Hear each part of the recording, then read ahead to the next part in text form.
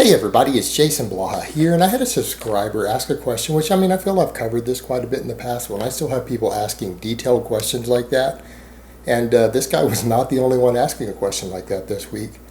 It means I probably have a lot of viewers out there who don't know this, or people maybe searching through the channel, searching through search engines who don't know, so let me kind of break it down.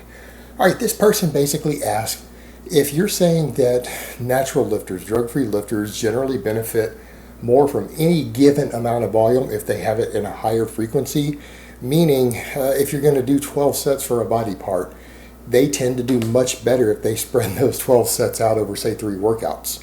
Whether it's their bench press or dips or squats or whatever it happens to be, they'll actually make more muscle gains, and there's plenty of data on this that's been collected over the years, if they spread it out through a higher frequency.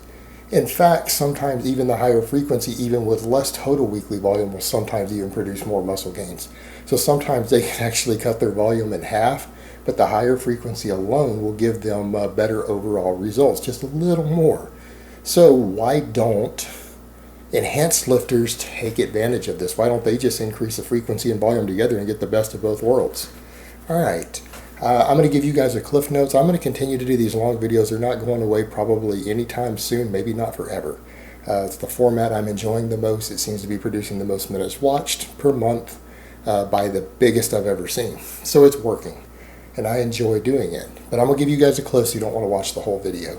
Essentially, as far as the muscular adaptation in drugs, and the higher the dose of the drugs goes, the more it devalues the benefits of higher frequency training. It devalues it. So, but not necessarily for neuromuscular efficiency. So for strength, like maximum power gains, it doesn't devalue it. But the actual muscle gains, and you need hypertrophy for strength and power, it devalues it tremendously. They just benefit less from the higher frequency. Once drug doses go higher and higher, the less and less and less they benefit from the frequency. Now, for those who want the detailed answer, I'm just going to put this on. I'm going to skip the line this time. You guys know what it is. You know both lines. So, what basically happens, what we know from all the data over the years, the reason drug-free lifters make the best gains generally from higher frequency per body part, and that's why I tend to recommend full body 3 days a week, is because for drug-free lifters, while total weekly volume does matter, frequency matters the most, because if you stimulate sufficient adaptation, if you get enough workload to stimulate any muscle growth at all, which sometimes can be done with a single hard heavy set. All right, let's not discount the fact that can actually be done and has been done. Your muscle protein synthesis uptime. And what muscle protein synthesis uptime means is the point to where the muscle protein synthesis in your muscles, the anabolism exceeds the catabolism.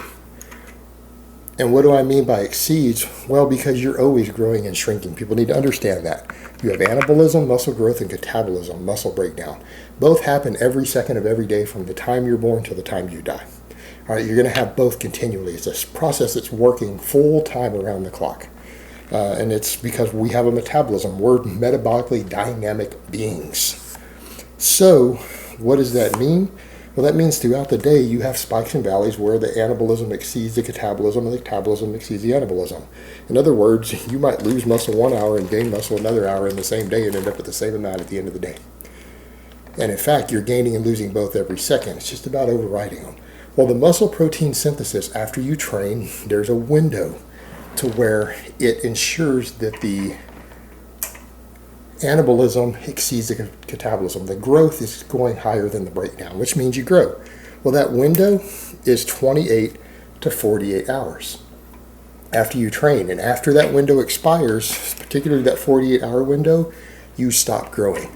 The muscle that you stop training, doesn't matter whether it's your biceps, your pecs, your quads, your calves, they stop growing completely. At that point, they don't grow anymore. They go back to a balance, a homeostasis, if you will. Actually, well, that is the right word. So they reach that balance and they don't grow anymore. So generally speaking, and this is not an absolute truth, and I don't want people to think I'm speaking in absolutes here, that it's always that way. But no, the vast majority of the time, there's exceptions. The drug-free lifter is going to have a better chance to gain more total muscle per week and per month if they're training a body part 2, 3, sometimes 4. Sometimes 4. Now, that's not always common, but sometimes 4 times a week is going to give them the best chance at the most muscle growth. So you see what we're doing here? We're stacking the odds in your favor. It's not ensuring it, but we're giving you a better fighting chance. Because it's all about stacking the odds in your favor. Doing everything that you can within reason, within your schedule, within your lifestyle, within your recovery to get the most muscle. And after that, once you go past about the 3 times a week frequency, you very rarely see more muscle growth. So if you want more growth after that, you're probably going to have to increase workload. You're going to have to increase tonnage per workout. Now, that's a whole nother topic. But when drugs come into the equation, they elevate muscle protein synthesis all the time. That window is open 24/7. It doesn't have it has spikes and valleys through there because the drugs change throughout the week, and depending on what people are using, what they're stacking, what sort of doses is going to determine that. The truth of the matter is, your training in general gets devalued once you go on drugs. I mean, I've shown you guys studies to where a modest 600 milligrams of testosterone on healthy young men done in a lab in laboratory conditions here in the United States, totally ethical research. These guys gained 18 pounds of muscle while sitting on their asses over the course of 20 weeks, which is 5 months. They didn't train. These were guys who had already been lifting, who just quit lifting, went on the drugs, gained 18 pounds of solid muscle, confirmed with a DEXA scan. All right, this wasn't just water weight. This was DEXA scan confirmed. They averaged an 18-pound muscle gain. So that kind of shows you that the training itself gets devalued to some extent because the muscle protein synthesis goes up and it stays up, which you see there. I mean, you don't see drug-free lifters gaining 18 pounds of muscle. We've never seen that in a lab in 20 weeks. These guys did it sitting around. So the drugs themselves elevate that muscle protein synthesis. So what does that mean? Well, that means that worrying about the uptime of your muscle protein synthesis starts to become more and more irrelevant the higher the doses of drugs go for someone who's chemically enhanced. They just matter less. Why would it matter? Think about it. What does seem to matter the most is metabolic fatigue. And because a muscle has elevated muscle protein synthesis full time, you're not worried about it. But when you induce metabolic fatigue, because it's elevated all the time, a person might grow for 5, 7, 10 days off of a single workout. Drug-free lifters can't do that. They stop at 48 hours. But the enhanced lifter, depending upon what they're using and how much, they literally might stimulate growth that could last 5, 7, 10 days. We don't even have exact studies on it, but it's because of the anabolic nature of the drugs. So what a lot of enhanced lifters choose to do accordingly, they just train more volume in one workout, because how do you get more metabolic fatigue? I mean, we discuss mechanical tension versus metabolic fatigue all the time here. Mechanical tension is weight on the bar. Metabolic fatigue is workload. How much you fatigued, built up metabolites that accumulate in that muscle from training higher reps, higher sets. Well, if a guy comes in and does 15 high rep sets for a muscle group, or 20, he has accumulated an enormous amount of metabolic fatigue. All those metabolic metabolites and stuff build up. He has accumulated a lot of fatigue. You come in and do 20 sets for your chest with moderately heavy weight for 10 rep sets. 200 total reps. That's insane. But that's what a lot of these guys do. And they build up an enormous amount of overload and metabolic fatigue that, again, a drug-free lifter might not recover from. A drug-free lifter might be sore for a week from doing that. But the drugs allow the guy to recover from it.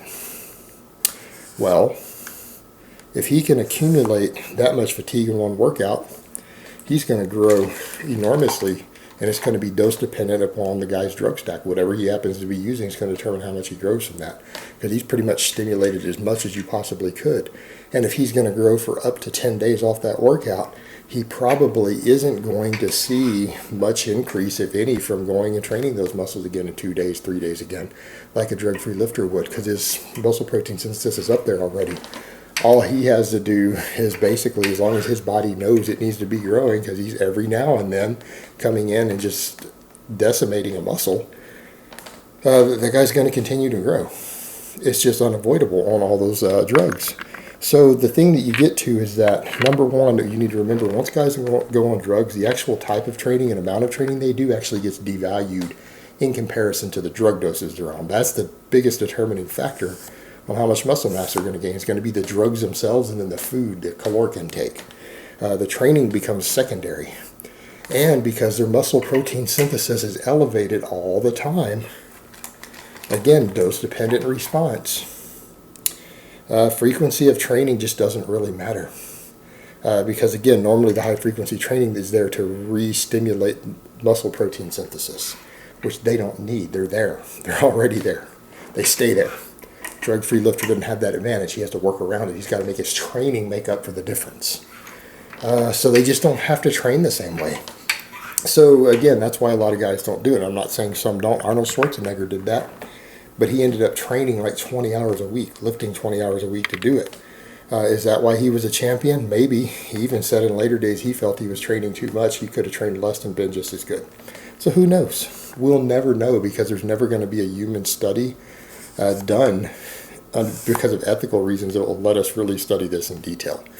So we're never going to know the exact extent of that, but the truth is they just don't need the higher frequency training. Now the exception might be some types of strength athletes because of the neuromuscular component of it.